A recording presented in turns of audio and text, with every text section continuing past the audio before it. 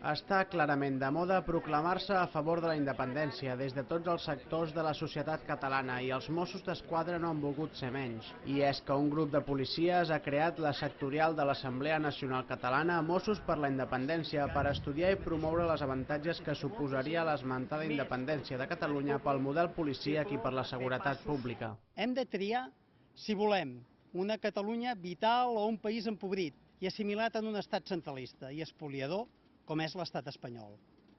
La nostra decisió és clara. Triem una Catalunya pròspera, emergent i vital, i la via per assolir-la és l'estat propi, l'estat català. Expliquen que van escollir ser Mossos d'Esquadra i no cap altre tipus de policia estatal perquè la seva voluntat era la de servir i defensar el país i la seva gent davant de qualsevol injustícia. Són els hereus de les històriques esquadres de paisans armats de 1719 i, per tant, el cos de policia més antic d'Europa i el segon més antic del món.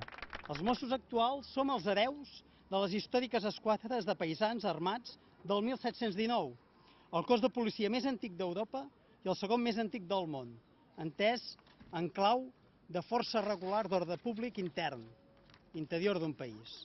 I estem orgullosos de formar part del cos de policia de la nostra nació.